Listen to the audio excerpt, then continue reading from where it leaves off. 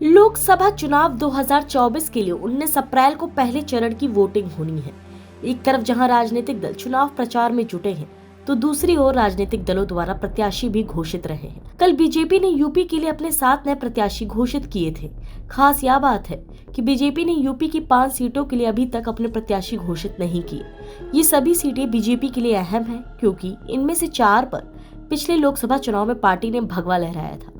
बता दें, बीजेपी ने यूपी की 80 लोकसभा सीटों में से 70 सीटों पर अपने प्रत्याशी घोषित कर दिए हैं। पार्टी ने एनडीए गठबंधन के तहत 5 सीटें यूपी के अपने छोटे सहयोगी दलों को भी दिए हैं, लेकिन अपने कोटे की बची 5 सीटों को लेकर पार्टी ने अभी यह नहीं बताया कि उसके इन सीटों पर उम्मीदवार कौन होंगे। बीजेपी ने अपनी सभी जिन सीटों पर अपने उम्मीदवार घोषित नहीं किए हैं, उनमें सांसद बृजभूषण शरण सिंह और कांग्रेस की पूर्व अध्यक्ष सोनिया गांधी की लोकसभा सीट है।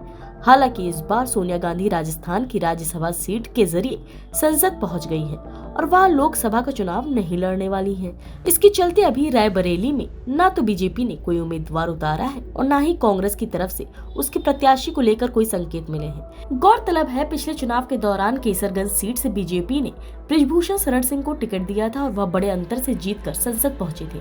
बृजभूषण सिंह के साथ विवाद यह है कि वह भारतीय कुश्ती संघ के पूर्व अध्यक्ष है और कई महिला रेसलर ने उन पर यौन उत्पीड़न के आरोप लगाए हैं। ऐसे में बीजेपी इस बार उन्हें टिकट देने पर परहेज कर रही है, लेकिन अभी तक वह किसी नतीजे पर नहीं पहुंच पाई है। कयास लगाए जा रहे थे पहले ही चरण में बीजेपी बृजभूषण शरण सिंह का टिकट काटकर एक बड़ा मैसेज दे सकती है, लेकिन अब तक पार्टी यह नहीं तय कर पाई है कि उन्हें टिकट देना है या नहीं।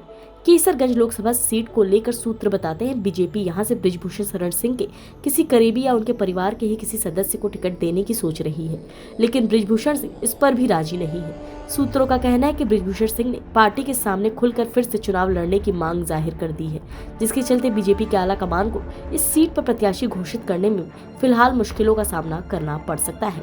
एक अहम बात यह भी है कि पिछले कुछ दिनों से राजपूतों की अनदेखी को लेकर बीजेपी पर उनके ही समर्थक हमलावर हैं।